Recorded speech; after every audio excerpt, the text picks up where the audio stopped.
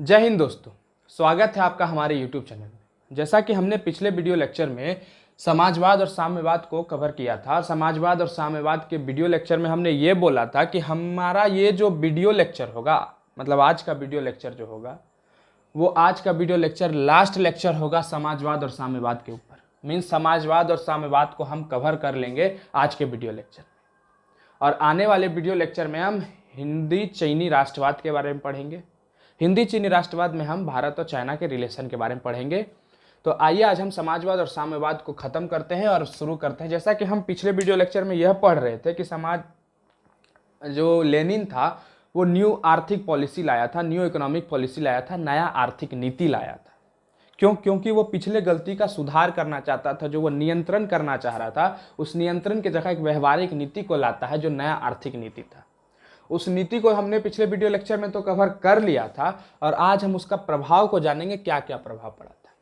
नया आर्थिक नीति जो वो लाया, उसके जरिए लेनिन जो है उत्पादन में जो कमी हो गया था अचानक से, जब वो नियंत्रण करना चाह रहा था, उस उत्पादन की कमी में नियंत्रण कर लिया। वो उत्पादन का जो कमी हो रहा था उसको रोक लगा दिया, बोला रुको। किसको? उत्पादन का कमी को। कृषि और उद्योग में वृद्धि किया, कृषि और उद्योग में भी वृद्धि हुआ। किसके जरिए? नया आर्थिक नीति के जरिए। ठीक। उसके बाद लेनिन की इस नीति की आलोचना भी होती है। अब मान लीजिए अगर आप अच्छा काम करिएगा तो आपका आलोचना भी होगा। जिंदगी में एक चीज हमेशा याद रखिएगा कि अगर आप सक्सेस की ओर जा रहे हैं तो आपकी आलोचना भी बहुत होंगे, आपकी आलोचना करने वाले भी बहुत होंगे, लेकिन आपको सिर्फ अपना एक लक्ष्य को हासिल करना है और आप लक्ष्य पर अडिग रहिए, आपको कोई पीछे नहीं कर सकता है। तो ठीक उसी प्रकार लेनिन भी इसी नीति पर था और लेनिन का आलोचना भी हुआ, लेकिन लेनिन ने सिर्फ में एक जवाब दिया कि 3 कदम अगर आगे बढ़कर 1 कदम पीछे होना फिर भी 2 कदम आगे रहने के बराबर है। मतलब अगर हम 3 कदम आगे हैं, ठीक है, क्या है? 3 कदम आगे हैं और 3 कदम आगे में से हम 1 कदम पीछे आ गए, फिर भी तो हम 1 कदम आगे हैं। क्या है? फिर भी हम 1 कदम आगे हैं। उस लेनिन का कहने का मतलब यही था कि अगर हम 3 कदम आगे होकर 1 कदम पीछे आ गए, फिर भी हम 1 कदम आगे हैं। ठीक है। तो 1924 में लेनिन की मृत्यु हो जाती है। लेनिन क्या हो जाता है? खत्म हो जाता है। अब लेनिन जब खत्म हुआ जैसे जैसे, तो उन लोग के बीच में उत्तराधिकारी का संघर्ष होने लगा। कौन बनेगा राजा, कौन बनेगा राजा? लेनिन को, क्योंकि लेनिन जो था एक अच्छा राजा था, लेनिन अपना व्यवहार हो सकता है कुछ बीच में उसका दिमाग सटका और वो जो है नियंत्रण लाना चाहा, लेकिन बाद में वो न्यू आर्थिक नीति, जो नया आर्थिक नीति था, उसके जरिए वो दिखा दिया कि हम अच्छा राजा है और 1924 में उसका मृत्यु हो जाता है और उसके बाद उत्तराधिकारी का संघर्ष चालू हो जाता है। और उत्तराधिकारी का संघर्ष में स्टालिन विजय हो जाता है। कौन? स्टालिन जो है विजय हो जाता है, स्टालिन राजा बन जाता है। क्योंकि सब आपस में लड़ाई, राजा बन गया। कौन राजा बना? स्टालिन बना। और 1929 का समय आता है। कब का? 1929 का समय। स्टालिन को नहीं किया गया था। विदेश मंत्री जो था ट्रटस्की, कौन? विदेश मंत्री ट्रटस्की था। कौन था? ट्रटस्की। उसको जो है निर्वासित कर दिया गया। 1929 में विदेश मंत्री ट्रटस्की को निर्वासित कर दिया गया, मीन्स उसको बैठा दिया गया, बोलो भागो यहां से, निकलो।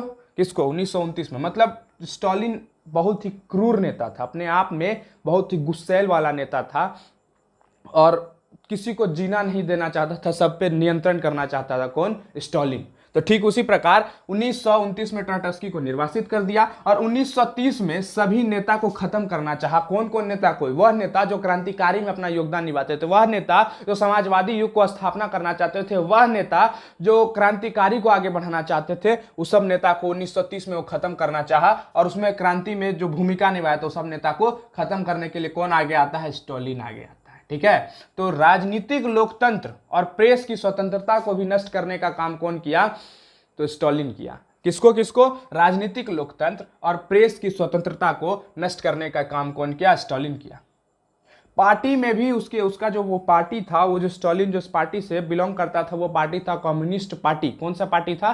कम्युनिस्ट पार्टी था। वो पार्टी में विरोध होने लगा, उस पार्टी में भी मतभेद होने लगा, क्योंकि इतना क्रूर शासक, जहां समाजवादी युग आ चुका था रूस में, और वहां एक क्रूर शासक बन गया, तो पार्टी में भी मतभेद हुआ। स्टालिन कम्युनिस्ट पार्टी का महासचिव था। कौन था? महासचिव था स्टालिन। किस पार्टी का? कम्युनिस्ट पार्टी का। और मृत्यु तक वो तानाशाही व्यवहार किया। मतलब जब तक स्टालिन का मृत्यु नहीं हुआ वो तानाशाही व्यवहार किया। अब तानाशाही कहने का मतलब क्या हुआ भैया? तानाशाह वर्ड हम पहली बार सुन रहे हैं। तो तानाशाह शब्द वह शब्द है, मतलब तानाशाह का मतलब हम, मेरा ही सिर्फ राज चलेगा, उसके अलावा किसी का नहीं राज चलेगा। जिस प्रकार आपके घर में आपके पिताजी का राज चलता है, उसी प्रकार पूरे राष्ट्र में उस समय किसका चलता था? स्टालिन का चलता था। किसका चलता था? स्टालिन का चलता था। तो स्टालिन क्या किया? पूरा दशा और दिशा ही बदल दिया। जिस प्रकार समाजवाद का स्थापना होना था, मार्क्सवादी नीति का स्थापना होना चाहता, उस सब चीज को विपरीत दिशा में, उस चीज को अनुकूल साबित नहीं हुआ इसका सरकार, वो प्रतिकूल साबित हो गया। सबको प्रताड़ना शुरू किया, फिर से सबको दबाना शुरू किया। वो चाहता था एक छत्र राज हो किसका? मेरा हो, पूरे रूस के ऊपर। तो पूरी दशा और दिशा को विपरीत कर दिया कौन? स्टालिन। लेकिन जहां सबको दबा कर सबको नियंत्रण करना चाह रहा था स्टालिन, वहीं पर धीरे धीरे उसका जो शक्ति उजागर हो रहा था कि अरे बाप रे बाप, इतना खतरनाक शासक कौन? स्टालिन। दूसरा राष्ट्र वाला इसका ही करता था, इसको जीने नहीं देता है, अगर थोड़ा सा बाल कटा लिया तो मार देगा गोली, अगर मेरा फुल पेंटिंग है तो मार देगा गोली। मतलब दूसरा राष्ट्र वाला ये सब उसका अफवाह उड़ाता था। तो दूसरी ओर क्या हुआ? स्टालिन का अथक प्रयास के कारण रूस एक शक्तिशाली देश बन गया। रूस क्या बन गया? शक्तिशाली देश बन गया। क्यों? क्योंकि वो इतना नियंत्रण अपने जनता के ऊपर किया कि वहां का प्रेस का स्वतंत्रता को इतना छीन लिया कि आगे से यहां से न्यूज कहीं बाहर नहीं जाता था। बाहर नहीं जाता था तो क्या हुआ? कुछ नहीं। हम मेरे यहाँ जो घटना हो रहा कहीं नहीं दिखाया जाएगा। अब मेरे यहाँ जो घटना नहीं हो रहा तो मतलब मेरे यहाँ सब सुखी है, और सब सुखी होने के कारण मेरा राष्ट्र शक्तिशाली है। तो ठीक उसी प्रकार स्टालिन भी रूस को शक्तिशाली देश के रूप में सामने लेकर आया। रूस का एक 3 पंचवर्षीय योजना में क्या हुआ? औद्योगिक शिखर पर पहुंच गया। औद्योगिक क्रांति गजब का ला दिया था कौन? रूस। और उसी में इंडस्ट्रियल रिवॉल्यूशन, औद्योगिक क्रांति ले आया था रूस में 3 पंचवर्षीय योजना के तहत। और औद्योगिक को शिखर पर लेके कौन चला गया? स्टालिन लेके चला गया। कृषि का आधुनिकीकरण किया गया। आधुनिकीकरण कहने का मतलब कृषि में मशीन वगैरह बहुत कुछ लाया गया। और विज्ञान की उन्नति भी होती है। किसमें? विज्ञान की उन्नति भी होती है स्टालिन के समय में। इस प्रकार तीनों देश को तिरस्कृत राष्ट्र कर दिया गया। तीनों, जिस प्रकार रसिया जो था, जिस प्रकार रसिया को तीनों राष्ट्र के द्वारा, मतलब तीनों दशक तक जो है तिरस्कृत किया गया था। तिरस्कृत कहने का मतलब जिस प्रकार रसिया को पूरा मारा गया, पूरा बहिष्कार की भावना से देखा गया था, रसिया को छोटा देश की भावना से देखा गया था। और रसिया को स्टालिन कहां पर लाके खड़ा कर दिया? शिखर पर, कि हम सबसे शक्तिशाली राष्ट्र है। कौन? रसिया जो है सबसे शक्तिशाली राष्ट्र है। कौन लाके खड़ा कर दिया? स्टालिन लाके खड़ा कर दिया। और स्टालिन वो दिखा दिया कि रसिया में भी पावर है, रसिया भी कुछ कर सकता है। जहां पर मीटिंग में रसिया का पूछ नहीं था, वहां पर स्टालिन उस मीटिंग में रसिया को बैठा दिया। तो वह स्टालिन शक्तिशाली घोषित कर न दिया रसिया को कहीं पीछे तो नहीं छोड़ा। अगर थोड़ा सा शोषण किया, थोड़ा सा अत्याचार किया, तो कहीं ना कहीं रसिया को उजागर किया कौन? स्टालिन।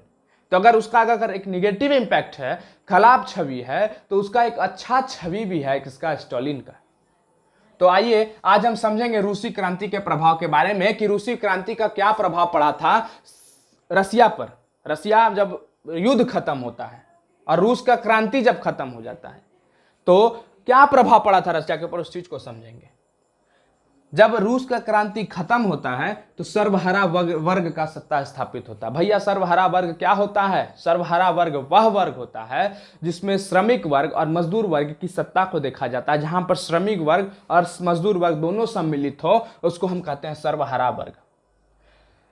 रूस क्रांति के बाद रूस जो है 2 खेमों में विभाजित हो गया। मतलब 2 खेमों कहने का मतलब विश्व विचारधारा वाला लोग जो था, जो विश्व का कल्याण करना चाहता था, वह विचारधारा 2 पार्ट में बंट गया। कौन कौन सा? एक साम्यवादी विश्व विचारधारा। वह साम्यवादी विश्व विचारधारा मतलब कि वह व्यक्ति जो चाहता था समाज कल्याण हो, और एक पूंजीवादी विश्व विचारधारा जो रईस लोगों का विचारधारा था उसमें बदल गया।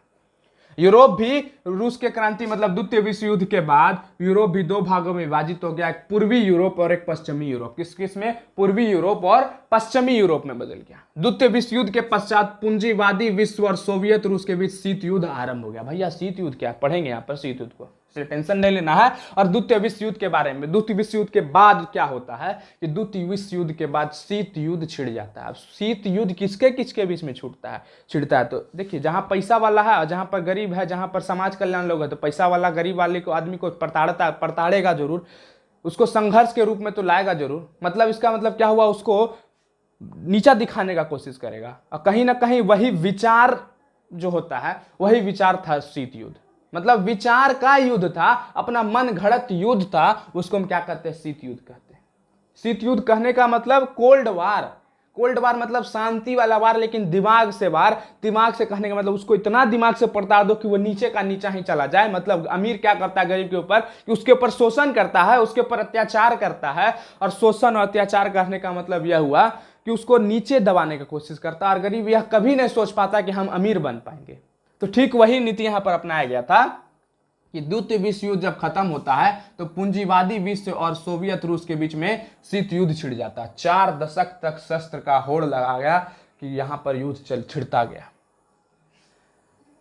रूसी क्रांति के बाद आर्थिक आयोजन के रूप में, मतलब अब कहीं ना कहीं रूस क्रांति जो था अच्छा प्रभाव डाल दिया था, कहीं ना कहीं आर्थिक आयोजन भी किया जाएगा, आर्थिक नीति भी लाया जाएगा। तो आर्थिक आयोजन के रूप में एक नया आर्थिक मॉडल आता है, और वह आर्थिक मॉडल जो है पूंजीवादी जो लोग था, पूंजीवादी गुट का लोग था, उसको अपनाया और अपनाकर अच्छा से अपना राष्ट्र को चलाया। शीत युद्ध उसको कहते हैं, शीत युद्ध वैचारिक युद्ध था। वैचारिक युद्ध कहने का मतलब, वैचारिक युद्ध कहने का, आइए आज हम जानते हैं शीत युद्ध के बारे में।